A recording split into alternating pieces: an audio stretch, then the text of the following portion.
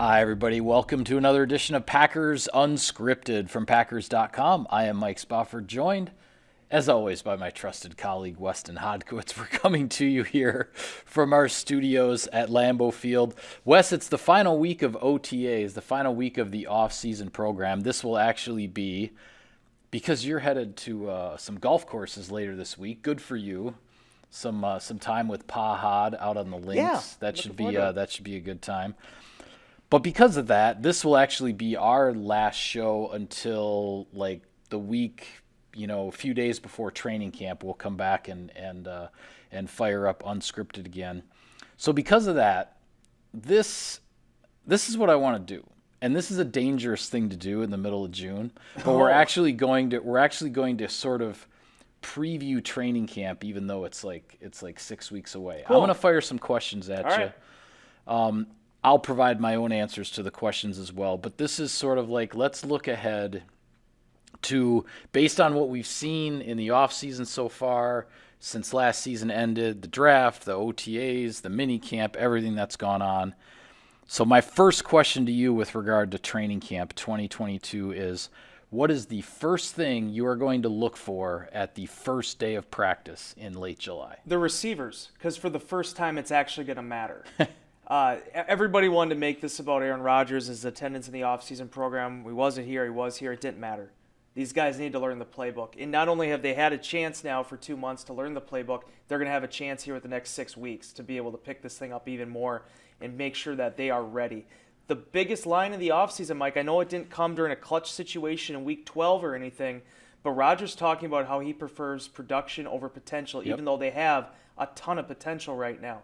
It's what can you do with that potential is ultimately what's going to matter. I'm writing about it in our insider inbox for Tuesday. This is one of the big lines I feel is the hallmark right now of these receivers. The 3 rookies all came in, and each of them had made plays. They all had big days in practice. Jiren Williams had some big moments again during the offseason program. Yes, he did. These guys have flashed with the opportunity. But when you get to training camp, that's where you need to stack it every single day. Right. You need to perform in those padded practices. You need to perform in the preseason. And you got to be healthy once you get to the end of August. The Packers, they no bones about it, Mike. It's going to be an Allen Lazard, Randall Cobb, Sammy Watkins kind of core there at the start. For sure. But who's going to be that young guy that comes on like Davante Adams did in 2014? Who's going to be that young guy that makes a big play for this football team down the stretch? That's where these guys have to get to in this offense. So for me, for the first time, that's where I feel you really can start looking at the receivers and trying to figure out who's going to fit into that depth chart. Yeah, absolutely. Figuring out that depth chart as training camp, the preseason goes along. We're going to see those rookie draft picks get a ton of snaps in the preseason games. You know it's coming. Even if Aaron Rodgers is not going to play in the preseason, it's going to be the Jordan Love show in those 3 preseason games. He's going to be throwing to Christian Watson and Romeo Doubs and Samari Toure and Juwan Winfrey and Malik Taylor and those guys as well are going to get those opportunities as the competition there at that position really heats up in August. My answer to that question, the first thing I'm going to look for on the first day of practice is David Bakhtiari at left tackle when they go to 11 on 11. And I say that not to set off like a bunch of alarm bells if he's not, but then what's gone on for the last year and a half does start to become a bit of a concern if on the first day of training camp, when you're lining up for 11 on 11, if that left tackle, that 5-time All-Pro left tackle is not there, and there's some reason that he's not ready to fully practice. So that's going to be the first thing that I glance at, because if Bakhtiari is not lining up at left tackle at the start of training camp, then there's a potential domino effect in terms of who's lining up where at practice and where, what the competition is going to be for this spot or that spot. So that's the first thing on my list at day 1 of practice. My next question for you, what do you feel will be the biggest overall storyline in this training camp? And maybe that's the same answer if it's the receivers. Not necessarily, because I think a big storyline will be Jordan Love, because he's going to get a lot of work in the preseason. Last year, you sort of forget. I mean, the shoulder injury knocked him out of one of those preseason games. We ended up seeing a lot more Kirk Benkert than I think a lot of people were really expecting. Yeah. Just because of that, for that reason. So seeing Love and the strides he makes in year 3 is going to be really telling. this is the year where you really did start to notice, okay, Aaron Rodgers is a good quarterback. I mean, you heard Tom Clements talk about it.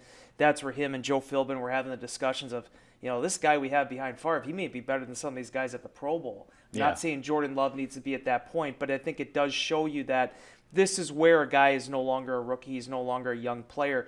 He's going to need to be able to guide this offense and show that kind of veteran sort of thumb on the blueprint of how things go. And frankly, I'm excited for it. My personal feelings are, watching him during the offseason program, he does look a lot more sturdier in the pocket. It seemed like he had more consistent practices. I wouldn't say he had that June 9th practice that he had back in 2021 where it was like, holy crap, like this guy looks like a top 10 pick. I mean, he was just slinging it around confidently, fast. But I felt like there were fewer ups and downs with his game. Now, it's going to be interesting watching it be more live. They didn't do a lot of live reps, it didn't feel like. And when they did, it was like a 7-on-7 sort of quasi deal. So I feel like Jordan Love will be a big storyline because as much as you are preparing and you're trying to work out some of these position battles, people love the quarterbacks. This is a quarterback-driven league, and I know there's still a lot of Packers fans out there that haven't seen a lot of this guy yet because of the pandemic in 2020. So that to me, that's going to be probably the driving force for this entire thing. Yeah, I think the Jordan Love development, that whole story is definitely going to be front and center throughout training camp. He's going to take the vast majority of the snaps in the preseason games because I don't expect Aaron Rodgers to play at all in the preseason, as we've talked before. He's taken the last preseason snap of his career. It's just not going to. The Packers aren't going to go down that road anymore. But Jordan Love is the quarterback who needs the reps. That development time is going to be so important for him. If I were to pick another, what I think will be a very big dominating storyline throughout training camp, I think it's going to be watching Quay Walker and Devontae Wyatt, the 2 first-round draft picks from Georgia's defense, and how quickly, how smoothly they can assimilate themselves into Joe Barry's number 1 top unit. I mean, just to give the fans out there a little bit, for those who wonder, like, okay, when you guys go out to watch practice, like, what are you watching, right? The grass. So, sometimes. But this is how it works. There are individual periods, different drills and stuff, and you kind of pick out, okay, I want to keep an eye on this guy, see how this guy looks.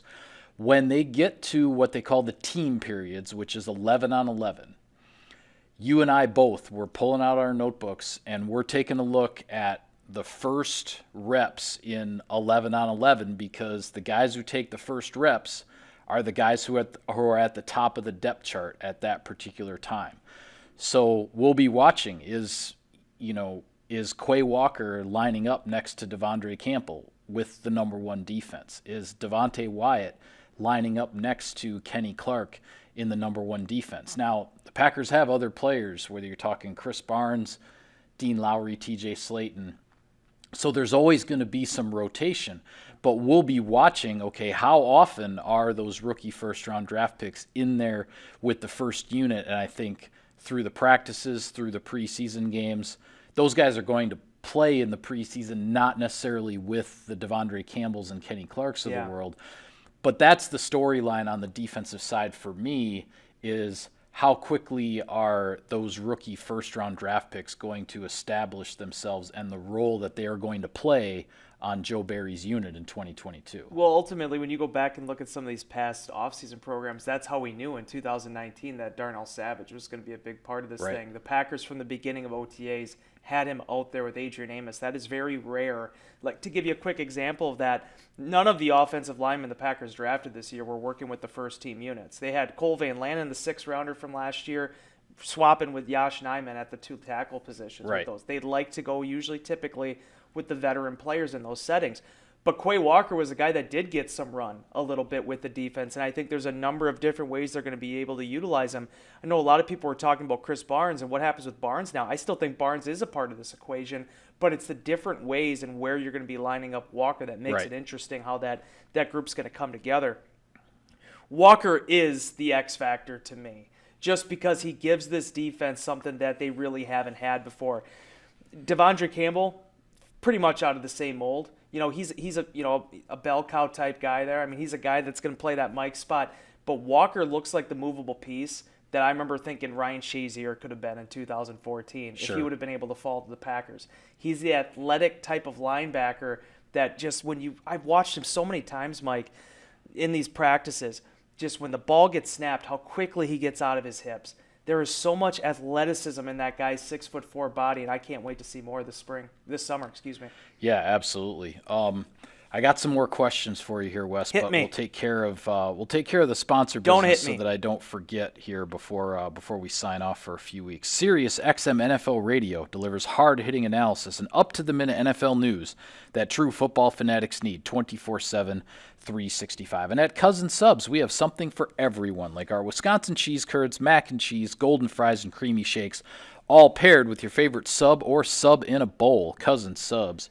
We believe in better. I'd be remiss if I didn't talk about the fact I actually got a chance to add another Cousins Subs shake to my growing list of shakes that I've drank over the past year.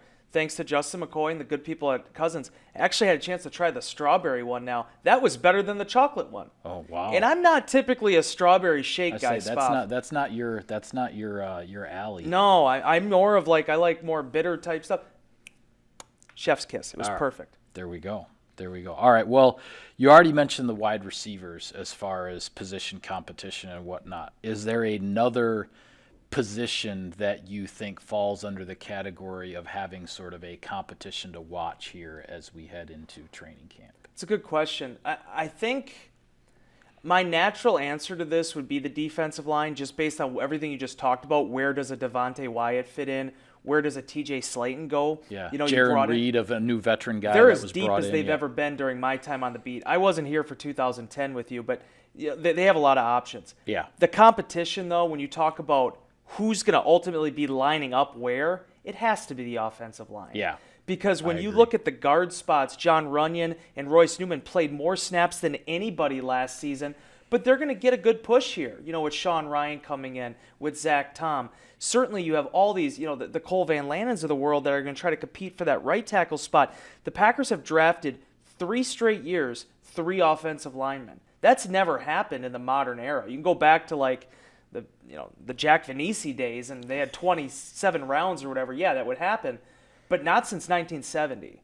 So, the amount of resources that the Packers and Brian Gutekunst have put into this offensive line, it shows you, 1, how seriously they take the competition factor, and 2, how important it is to rebuild the depth on the line. Billy Turner's gone. Lucas Patrick's gone. Right. Those were 2 of your most versatile guys, and Elton Jenkins is still not back yet, coming back from the ACL that he sustained later in the season. You're going to need a backup center. Could that be Jake Hansen? Could it be a Zach Tom? You're going to need guys that are also pushing for the right tackle job, because Yosh Nijman, as much as I think you and I have talked about that, the Packers want him to compete for that spot as well. In a perfect world, David Bakhtiari's back at left tackle, Josh Myers is there at center, and you let the rest of the pieces figure themselves out. And watching that through the one-on-ones, through the padded practices, is going to be fascinating, because as we saw last year, Mike, we watched Royce Newman work at right tackle for most of the offseason program.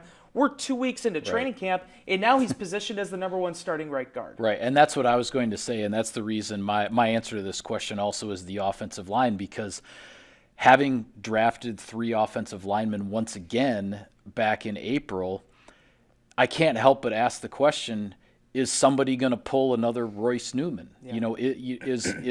Is Sean Ryan from this year's draft class going to do what Royce Newman did as a rookie draft pick last year, and suddenly halfway through training camp it's like, oh, he's running with the ones every day. Like, this guy is putting himself in a position to earn a starting job as a rookie. It could happen. Now, obviously, the Packers like their young players. When you're talking about John Runyon, Royce Newman, Yosh Nijman, all of those guys.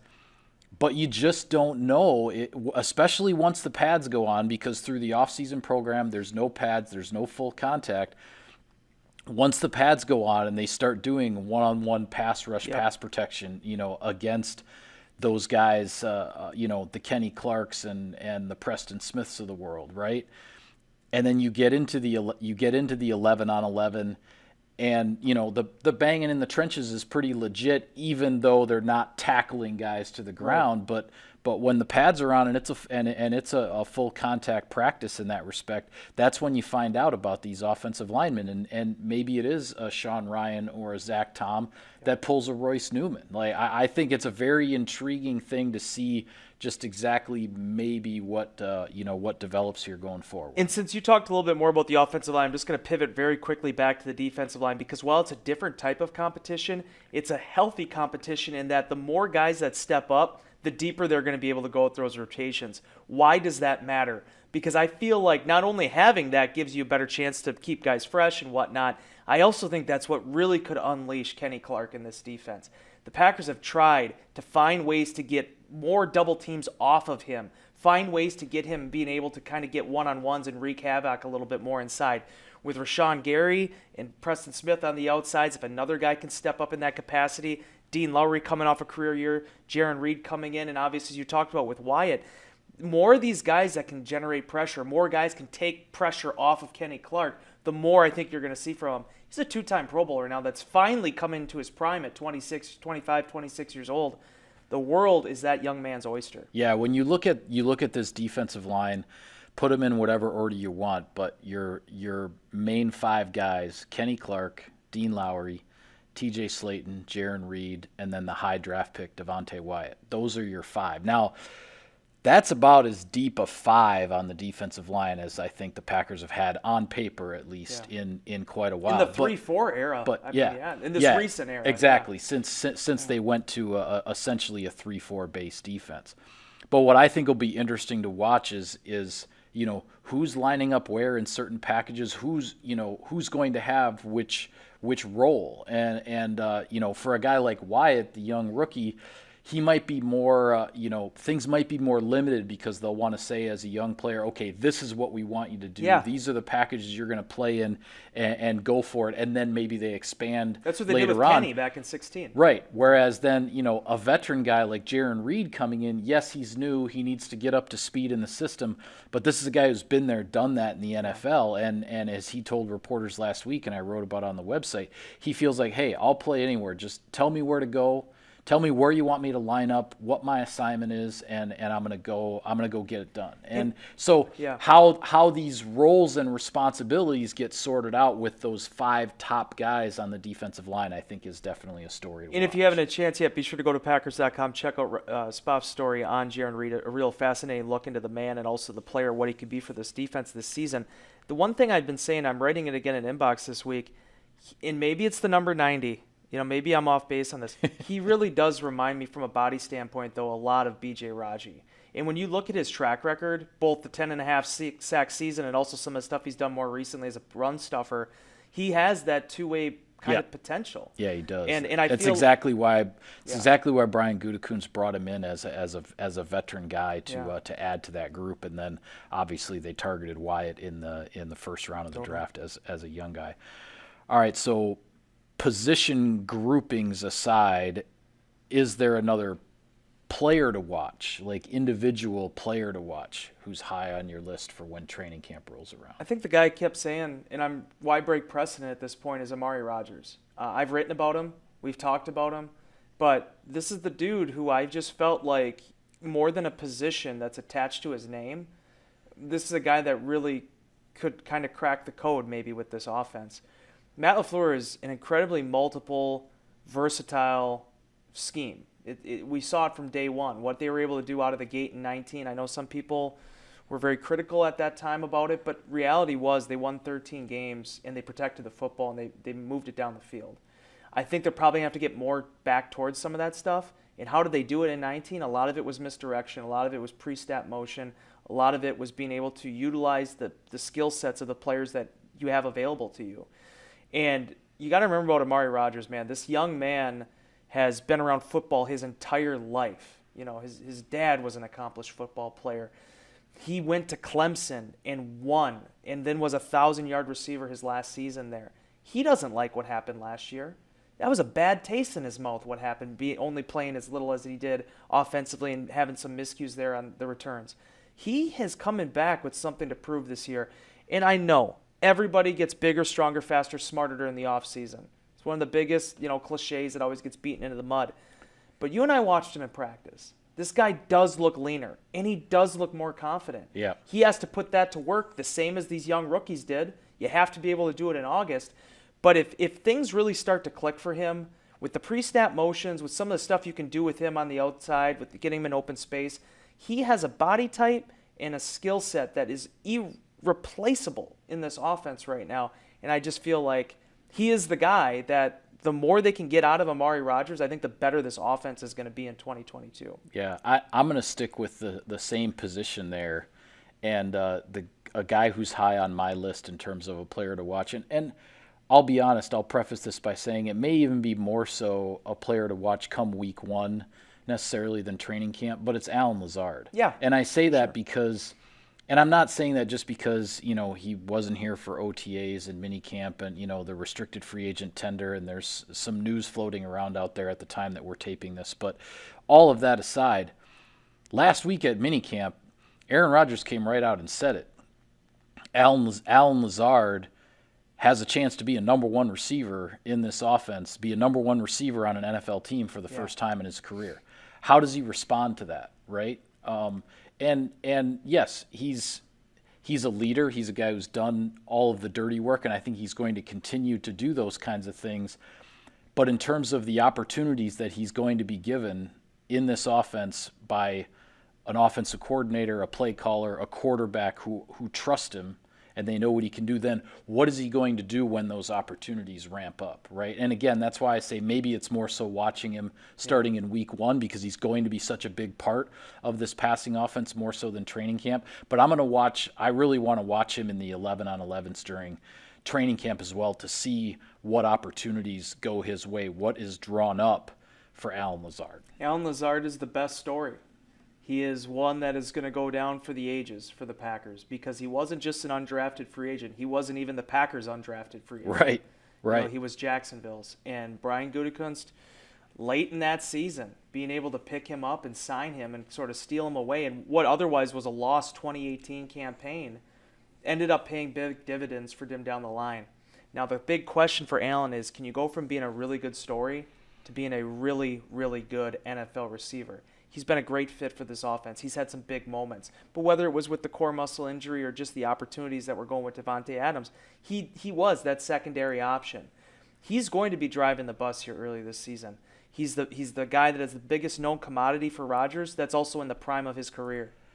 In a contract year, too, as a year. guy who has the 1-year restricted free agent tender, looking to hit unrestricted free agency after one more season, career highs of roughly 500 yards, 8 touchdowns. Yep. He has a chance to boost those single-season career high numbers significantly this year, and then enter free agency with the chance to land a huge contract with the way receivers are getting paid in this league. All of that is now part of his story and part of his situation that is going to be watched from the beginning here in 2022. And I could not care less what the scouting report said coming out of Iowa State. Doesn't matter care less anymore. What the 40 time was. I couldn't care about any of that stuff. You have a 6'5", 220-pound receiver that has found ways to win his routes in the NFL. Oh, and by the way, at every level of football this guy has played, he has succeeded. He's the all-time leading receiver at Iowa State. If you throw out all the stuff where people overthink these things or overbake the potato, everything points to Allen Lazard being a productive franchise-type receiver.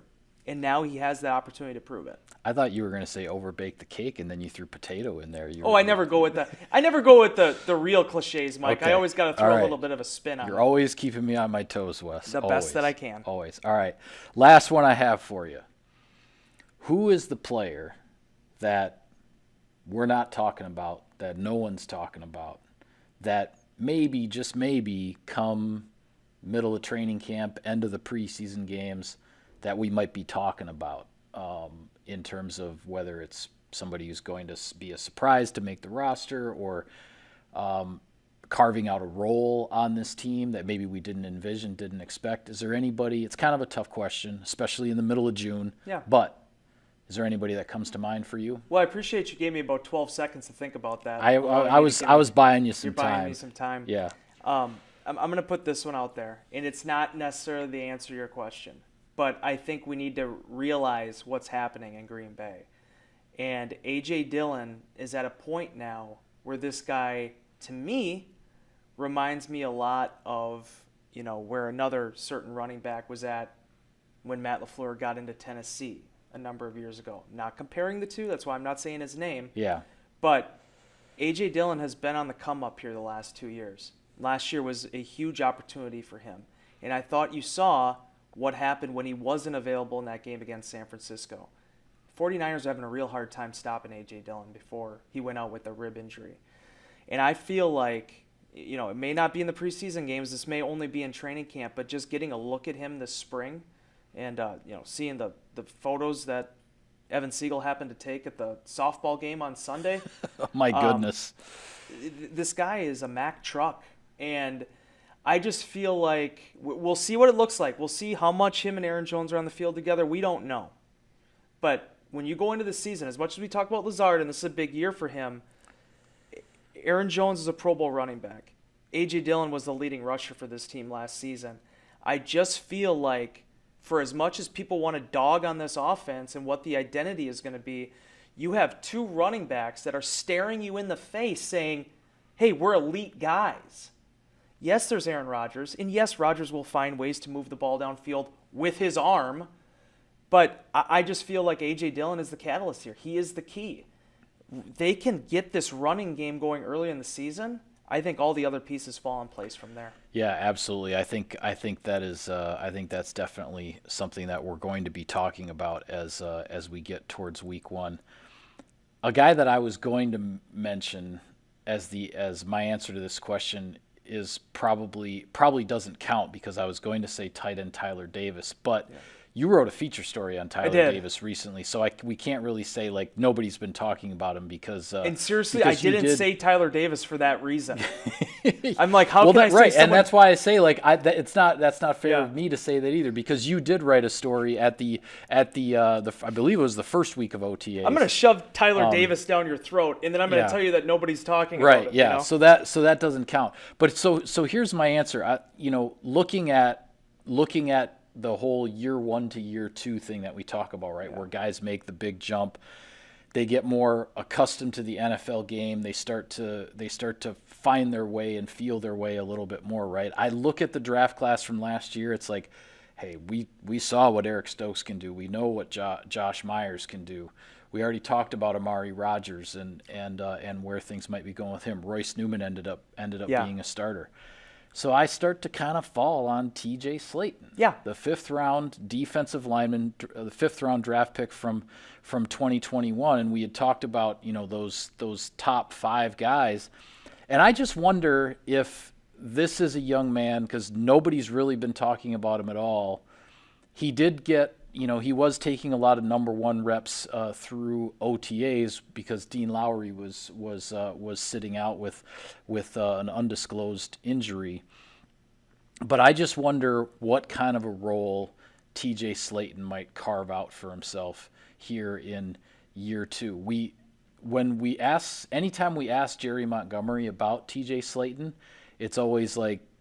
The answer is something along the lines of there's so much he really likes about what this young man can do, but he just wants to see it consistently. It can't come and go all the time, right? And it's sort of through his rookie year, it sort of came and went at different times. If T.J. Slaton figures out sort of that consistency thing and his game levels out a little bit, he just might be a guy in that group of five on the defensive line, that top five on the defensive line that we start seeing on the field a bit more. I'm just throwing it out there. And it's why you saw Tyler Lancaster as much as he did the last 4 years. Tyler, God bless him, has gotten every bit of ability out of his body. Yep. And that's by being disciplined and it's by being consistent. He was an undrafted free agent out of Northwestern. I think few people would have saw him going into year 5 now, right? Just based on the law of averages. Absolutely. But he ended up playing a big role for this defense, even if he wasn't maybe necessarily considered a starter. But he played so many snaps because whether it was injuries or opportunity, the guy was in there. That's what they need from T.J. Slaton now. Yeah. Because something's going to happen at some point this season, whether it be Reed, Clark, Lowry, Wyatt. Somebody's going to be out for a minute, and they're going to need someone to step up. And Slaton at 6'5", 330 pounds, he has as much athleticism in that body as I've seen from any defensive lineman that has come through Green Bay during my time here. He's This a is guy very that can dunk he's the a very basketball. intriguing prospect. There's no question about it. And I know he's not a rookie, but I still call him a prospect because He left early. he hasn't quite found his way yet. Yeah. But I think the opportunity may be there for him. And I remember talking to his position coach at Florida saying, we really were hoping to get him back one more year. But obviously, TJ felt like it was the right time for him. And I think based on what he did last season, he proved he can play at this level. If I can just do this too, Mike, I'll throw this in there because obviously A.J. Dillon is a name that everybody knows about. Yeah. But even though my point still stands, the other guy I'll mention quickly is Sean Davis. Because when you're looking at the safety position, that's been a big spot. The number 3 safety's played a lot in this defense. Yeah, we talked a bit about this on our last show, kind of Yeah. where some of those guys who are sort of next on the depth chart, here at the end of the spring, we'll see if that carries over to the start of training camp. Because if they want to move around in an Adrian Amos or a Darnell Savage, they need someone else to help fill on the back end. Davis, despite there being a 2 draft picks in Vernon Scott and also Carpenter coming in, Ennis Gaines being back, this guy is the one that's in that spot. And I think so often, Mike, we could talk about guys coming off the practice squad that get signed midseason, and fans really don't know who those guys are. Sean Davis was a draft pick. He was drafted in the National Football League, 5th-round pick a year ago. So, this guy has, some credentials to him. It's just that Packer fans don't know who he is. Yeah. And I think that's a guy that, again, when you're talking about players who are going to play a lot in the preseason, a lot in training camp, it's a tight competition there at safety, and he's right now probably the one right at the front of the classroom. Yeah, and that depth chart guy, so to speak, at cornerback, Keyshawn Nixon, the veteran free agent acquisition. We're going to talk about him a lot. We're going to see him a lot on special teams, but he's also going to be potentially part of the dime defense. One of the dime packages, 6 DB packages that Joe Barry is going to have. That's another guy. Haven't talked about him a whole heck of a lot, but based on what we saw when the defense was on the field in the mini camp with the 11-on-11, those are 2 guys that are sort of the next guy up right behind all the main guys that we've been talking about. And you can tell the in Packers defensive think something. backfield. The Packers think something of Nixon. Yeah. It's not like Rich Bisaccia brought him in to play special teams, and Bisaccia is sitting there going, throw him into the slot too. That's not the way it works. Right. But obviously, Joe Barry and the defensive coaches, Jerry Gray, they're seeing something there with that guy. And as we talked about before, he has some size to him. He's not a small guy in terms of how he's built. So another guy that I'm just excited to see, how those things fall into place. Because certainly with some of these rotations inside, there's a lot more known, production there on the outside as opposed to inside with this defense right now. Yeah, no question about it. Well, with that, we will call it a wrap on this edition of Packers Unscripted. We will be back a few days before the start of training camp, and we will crank this all up again. There is one more week of OTAs here before the close of the offseason program, so we got a lot of coverage on the website, Packers.com, lots of stories, lots of info, all that. Be sure to check it out. But for now, for Wes, I am Mike. Thank you for tuning in, everybody, and we will see you next time.